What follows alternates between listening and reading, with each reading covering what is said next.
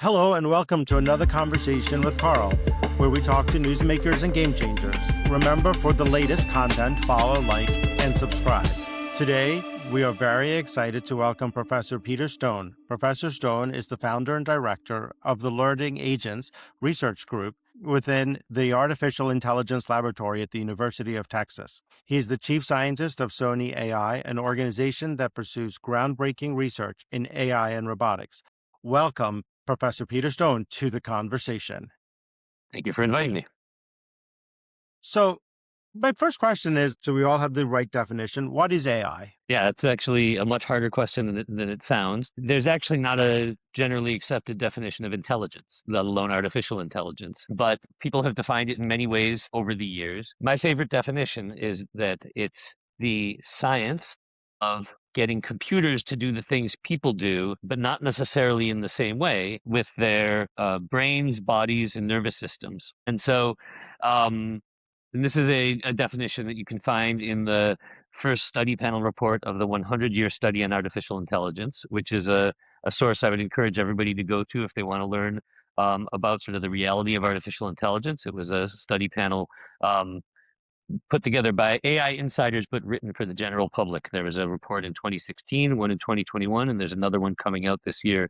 But there's also other ways people have defined artificial intelligence. There's sort of some tongue-in-cheek kind of ways a little bit, which is trying to get computers to do the things they do in the movies. Or one that I actually think is very close to correct is trying to get computers to do the things they can't do yet. In some sense, taking and the implication of that one is that throughout history of artificial intelligence, AI has been focused on sort of the next challenge of the things that people can do but computers can't. And then as soon as we get to the point where computers can do them, then people stop considering them artificial intelligence. They start considering them engineering. And a really salient example for me is when I was a PhD student, which is about 25, 30 years ago now. It was a really important central problem in artificial intelligence to try to get computers to understand your telephone number or your credit card number if you spoke it into a telephone. Until that time, you had to always punch the digits, and people were trying to get it so that you could do voice recognition. But that just works now. Everybody's used to that, and nobody really considers that AI anymore. AI is now ChatGPT or getting robots to do the things they can't do yet. And so, I think my prediction is that before too long, the things that are being considered AI today will also no longer be considered AI. They'll be considered engineering. So, most people think of AI as ChatGPT, right? But I would say AI is also Google Maps. It's telling me where I'm going, and it's becoming more and more sophisticated. If you ask most people, have you used AI? They'll say, yeah, I don't really use ChatGPT. But most people have used Waze, have used Google Maps. Very much. ChatGPT was launched in 2022, just like 3 or 4 years ago, December of 2022, so roughly 3 years ago. But the field of artificial intelligence was launched in the mid-1950s.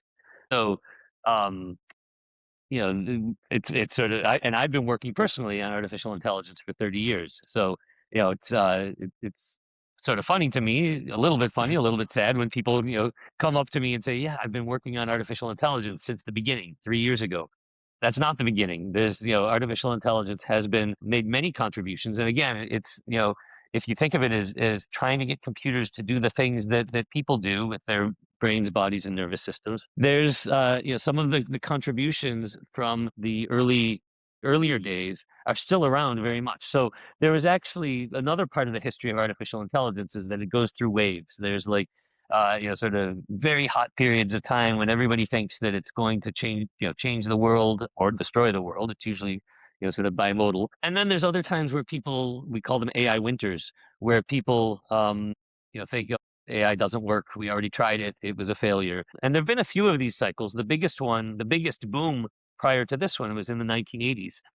There was a technology called expert systems that, worked very differently than ChatGPT. It was more if-then rules. It was things like, and one of the famous programs was a program called MySyn, which was supposed to be a doctor, do what a doctor would do. And it was written as a bunch of if-then rules. If your temperature is, 99 degrees and your you're experiencing pain in your liver, then here's the next test you should do.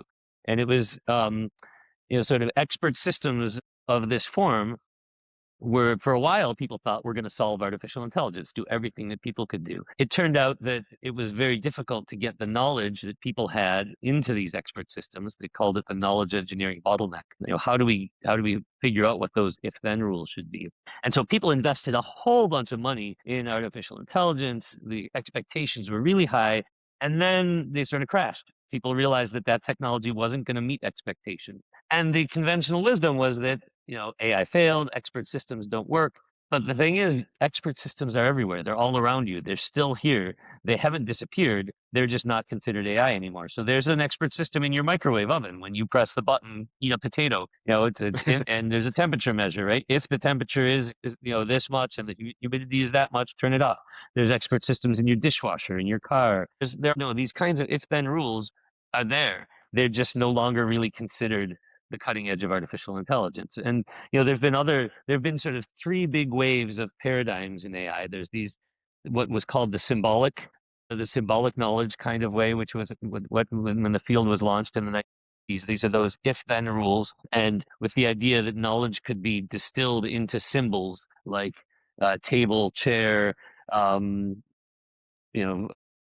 chess, pawn, rook. They're just like there's objects with names, and you can think about how they move around in the world. Then there is the probabilistic approach, where people started reasoning about what's the likelihood that things will happen. That was more in the 90s or so. And now there's the neural network boom, which is what has sort of made ChatGPT and other large language models possible. But myself and people like me who have been around in the field for a while, and there's of course people who've been around even longer than I have, tend to feel like this is just history repeating itself. That there are it's an amazing technology. It's doing things that weren't possible before, but expectations are enormous, and it's sort of inevitable that they won't be met. And then we're likely to see another one of these AI winters where people take this technology. It's not going to go away. It'll survive. It'll still be there. It's very neural networks will be around forever. They can do amazing things. But after a while, people will say, that's not AI, that's just ChatGPT. I've known that since I was in 3rd grade or 5th grade, right? The kids who are growing up these days. But they still can.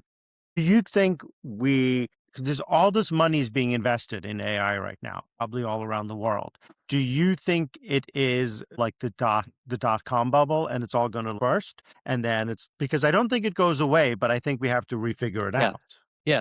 So I think there's a lot of value to be created, and there's a lot of companies that will succeed in translating this technology into real uses in real industries. I think there's going to be sort of game-changing technologies in every different sector, using neural networks to help in healthcare, in car maintenance, in manufacturing. And there's going to be companies that come up and build the great software that uses this new technology in a way that can be as useful as possible for each of those practitioners. On the other hand, there are the amount of investment in the sort of in a small number of sort of the basic technology companies, either in robotics or AI, sort of a foundation model, to me seems like it's unsustainable. That it's how could you possibly get back that amount of value? And so when that happens, there is likely to be a bubble that bursts.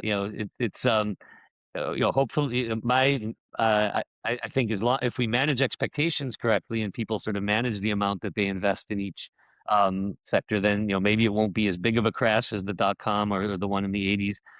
But my inclination is that right now there's a lot of overinflation in terms of expectations and investment. Because I imagine that's what's going to happen, right? The place where I would think that where this all becomes important is what you're doing at the AI laboratory, right? It is where research is being created, where you guys are working on stuff, and I imagine there's no profit incentive behind that. Like, oh my God, you got to meet this by Wednesday. And you got to change the world by Wednesday. You got time to create and work and make things that need to be done. Yeah. I mean, at the university, I see that the mission of the university is to do things that are beyond the time horizon of what industry can do and focus on realistically. Industries tend to be looking at things that will be profitable in the next 2 to 3, maybe 5 years. We should be at the university thinking about the next generation technologies that are 10 years out that aren't, don't make sense for a company to invest in, either because they're not going to be profitable because it's going to take a while for them to mature, or because the application, there's not a lot of money in the application, particularly, so that then, and so you need government funding for them. Things like turning artificial intelligence technology towards the benefit of the homeless population or something like that. Like, there's not going to be a lot of companies chasing that market. There's not a lot of money there. On the other hand, it's for the societal good. And so the universities, it makes sense to have funding from the National Science Foundation, for example, to be working in that area. So I think those are the two important big roles for research in academia: is areas that are never going to be profitable, and ones that are risky and sort of have the more 10-year horizon kind of. Doesn't once that starts to help with if you're investing in the homeless population, I understand there's no profit motive at that moment, but if you're investing in it, it can lead to other technologies. Certainly, certainly, and that's true of all basic technologies, that they're people say dual use, but if they're developed with military funding, but could also help society, but really multi-use. That there's lots of good test beds that will teach us things. And so, an example is that I always use from outside of artificial intelligence is landing a man on the moon in the 1960s. That there was not a commercial benefit to space travel at that time. At least people are chasing it now. But to be able to land a man on the moon, you needed to develop a whole bunch of fundamental technologies that have had big impacts on the economy. Things like remote telemetry and body monitoring, and then there are changes to nutrition. And so, I think there's a lot that's true of any grand challenge. And so, there's lots of different domains where, the point is to make discoveries that will have implications outside of the domain where they were discovered. So where do you see AI in a year from now?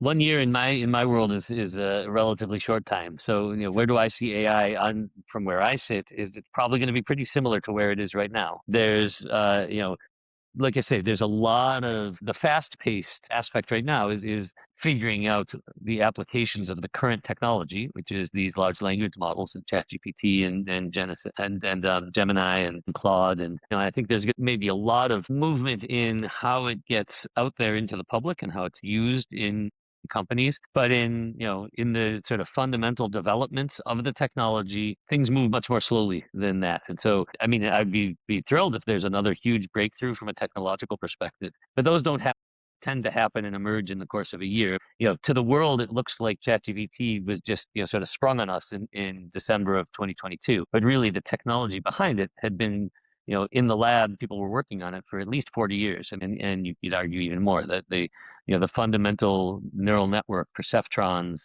the layered neural networks, and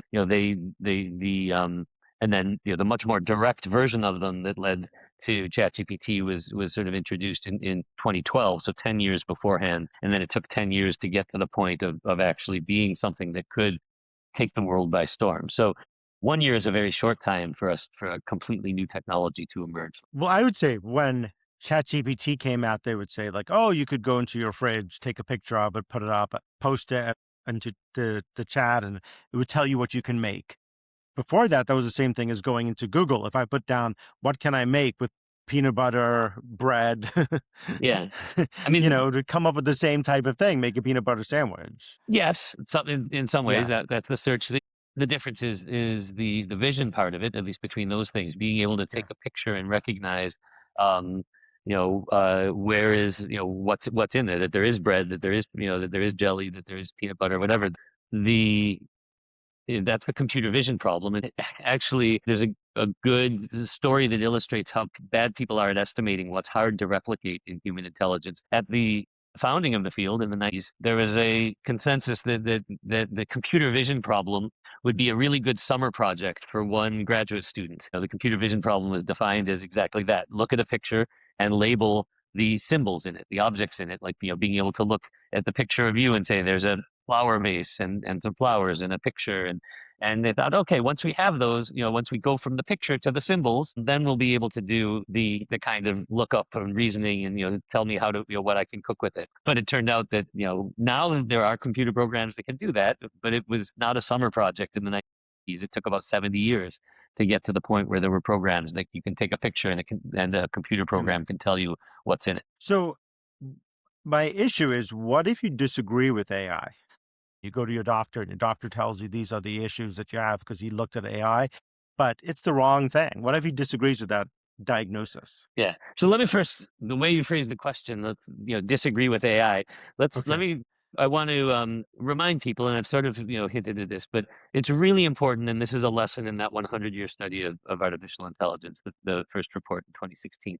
Artificial intelligence is not one thing. And people anthropomorphize it a lot. They say disagree with AI. It's as if, like that's saying like, what if you disagree with Google with a Google search, or what if you disagree with cars? It's it's not one thing. There's many different AI technologies. So what you're really asking is, what if your doctor is using an AI program and you disagree with what that AI program suggests? Right? That's not disagreeing with AI. There might be a different AI Yeah. program that would Okay. say something completely different. There's so, and the answer is I think caught up in the way you phrase it. The answer is very much the same as, what if you disagree with your doctor? You get a second opinion. What if you disagree with the what your Google search leads you to? What if you ask the opinion of your mechanic what to do with your car, and you disagree? It should be, this is a source of information from coming from a program, and you need to remember that it's not a perfect one. It's not like an all-knowing oracle. It's a computer program that will have some strengths that people don't have, but also some weaknesses that people don't have. And so, it's people are falling into traps by sort of, thinking of AI as this sort of, magic entity that is all knowing. But it's not. It's, artificial intelligence is a collection of technologies. It's a bunch of different programs. At any given point, you are just interacting with one version of the different possible technologies. And ChatGPT in particular is fundamentally, the technology is a pattern matcher. It's trying to output the things that are likely for a person to have said or written in the past, and there's no guarantee that it's going to be correct. So it's fantastic. Like it's amazing and surprising that that this sort of pattern matching that it does leads to interesting results often. You can ask it to write a poem or a sonnet, and it'll come up with something new. But if you're trying to find verifiably correct information, that's not how they're programmed. They're not programmed to be correct. They're programmed to be plausible. And you need to keep that in mind. Great for brainstorming, great for quickly getting ideas of what might be the right information or the right answer, but it should not be treated with the same, with sort of the authority of always being correct. So Yeah. it's correct. It's right to disagree with it and to get opinions from other sources. Well, sometimes you disagree when you're driving and you're driving and Google Maps tells you to go this way or that way. You're like, Yeah. should I not go? Should I trust myself? What do I do? 'Cause most of the times Google Maps is right. Yep. But sometimes you think to yourself, I think I'm just going to go this way. I don't want to get off the road. I Which is don't want to also go. true of if you have a human navigator sitting in the passenger seat, right? Sometimes Yes. they're right, sometimes they're wrong. So it's always, you should always be discerning of, and it's up to you to decide, and why do we trust? Why do we trust programs? Why do we trust people? It's through experience. If Google Maps is, right 99% of the time, and now it suggests something that you disagree with, maybe you'll still trust it. If it's made, if the last 3 times you trusted it, it steered you down some back alley that was a dead end, maybe you're going to trust your own intuition over it this time. And so, I think that's going to be the same with AI programs. There's, now self-driving cars on the road. In Austin, they're all over the place. And, so do we trust them? People always ask, can we prove that they will always be correct? And the answer is no. They could make mistakes, but we also can't prove that a human driver, Uber Won't make driver, taxi mistakes. driver, or bus driver is going to be correct. We trust them, based on experience. We give 16-year-olds driver's license after a 15-minute road test, and then declare them ready to drive and trustworthy, which is not always not always the case. So how are we going to trust autonomous vehicles? It's going to be the same way, that people are going to start getting experience with them and have to decide for themselves. Do they tend to make the right decisions? And the answer will hopefully be yes, they tend to, but do they always? Is it provable? No, it's never going to be the case that they're always doing the right thing. People are nervous that this technology is going to take away their jobs. So will you speak to that? Yeah. I mean, all technologies hit through history have taken away jobs. There was a when the US was founded, something like 95% of people were farmers, worked in agriculture, and now it's 2% of people. And that's a very stark example, but there was a time when every time you placed a telephone call, a human operator would connect the wires, and there were banks of human operators, and then the automatic switch was invented, and that whole job went away. There were times when a lot of people were employed washing dishes, and the dishwasher took those jobs away. It's going to happen that some jobs will be no longer as needed or as popular or need as many people. There will be a lot of jobs that are changed because, like I say, artificial intelligence programs have different strengths and weaknesses than people. So there'll, be in many sectors, people will become more efficient, but you'll still need some people, or you may even need more people, but doing different things. The thing that is really hard to, and it's not that hard to envision which jobs are going to go away. Everybody looks at their job. Well, mine might be at risk. If all road cars on the road become autonomous, then there won't be taxi drivers anymore. That's very easy to project. What's harder to project is what new jobs will be created. And also historically, there's always new jobs created. People need to bring different skills to the table. The overall economy starts working more efficiently. The sort of overall productivity of society should get higher if the technologies are making us more productive. But my sense is that many of them are going to change jobs. There will be different job creation. People are going to need to do different things, and it's really hard to envision that.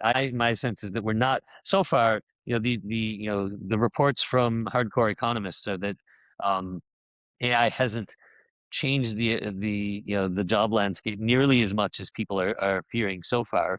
I think there's going to be time. People are going to need to reinvent themselves. People are going to need to learn new skills, different skills. But I'm optimistic that it's going to, like I say, make the society more productive overall, make the pie bigger. The bigger question is, can that pie be divided correctly? Is it going to concentrate wealth in fewer and fewer hands? Or is it going to be that that the average person sort of benefits from this overall productivity gain?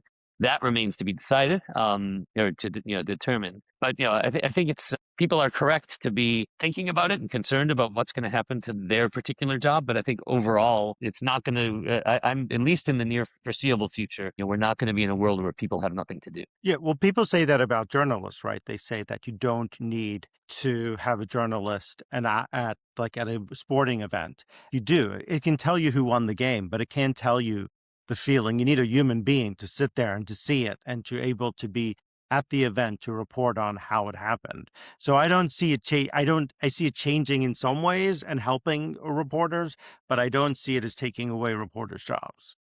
Yeah, I think that's probably the case. That there'll be people who understand how to use the AI tools to their benefit, and to sort of be in a synergistic relationship with them, and let the AI tools do the things they're good at, and then bring human discernment to it.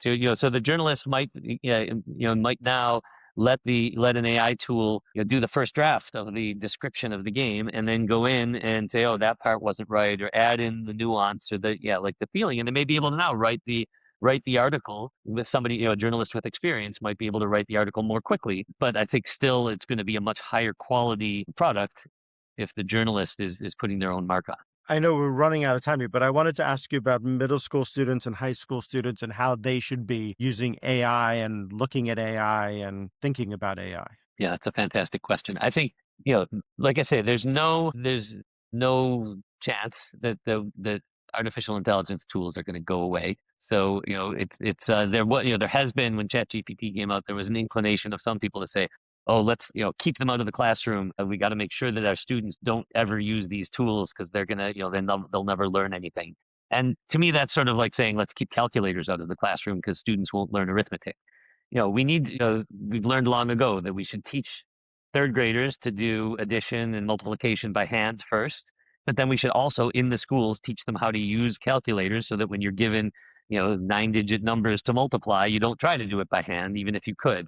And I think, it's similar. We need students to learn how to write essays, to learn how to, to sort of compose their thoughts, to all of their skills, without these tools. But then they also need to learn how to productively use these tools to make them more efficient. They need to learn how and when to trust them, what are they good at, where do they fail. I'm calling this AI literacy. I think everybody, high school students, middle school students, need AI literacy. Right now in universities, it's a struggle, because students came through middle school and high school without access to large language models, and now they're college students and they have them, and they don't understand often how to use them to enhance their learning. We often see sort of a bimodal distribution of grades in our classes now.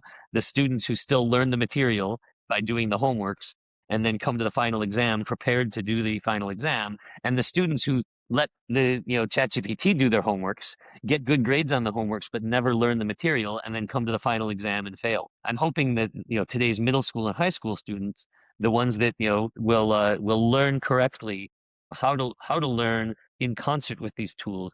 A colleague of mine said it would be sort of like the football coach telling the linebacker to go lift weights, do 10 reps of 150 pounds or something, and they take a robot to do those 10 lifts for them while they're sitting in the corner. The linebacker's not going to get stronger, and it would never occur to them, right? The whole point is to lift those weights so you can get stronger. Students need to learn that the point of doing your assignments is to train your brain. So this concept of AI literacy, I think, is super important, and I've actually created a course. All my materials are online. If you go to my homepage at UT Austin, you can go to click on the teaching tab, and the top course is an AI literacy course. It was designed for undergraduates, but I think would be good for high school students and actually any adult who wants to learn the basics of artificial intelligence. And I think really no student should graduate from high school without a literacy in AI, and no student should graduate from college these days without a literacy in artificial intelligence. Yeah, and I say the same thing with my daughter who's 13 and she has a phone, and there's a lot of discussion if she should or shouldn't have a phone. And my thought is that it's never going away. So you need to learn how to use it, and you need to learn how to use it responsibly. If you don't know how to use it responsibly, then you'll end up getting to high school, getting to college, and then getting a phone and not being able to function with it. Yeah, much better for her to learn while she's still being parented, rather than having it be a completely unfamiliar object when she's out on her own. I agree. As we wrap up, is there anything else you want to add to this conversation that I haven't asked that we should talk about? I mean, there's lots I could say, but like I say, I would point people to if they want to learn more, to either that AI literacy course on my webpage or the 100-year study on artificial intelligence. This has been really fascinating. Professor Peter Strohn, thank you so much for joining me. Thank you for listening out there. Let me know what you think in the comments. And as always, be safe.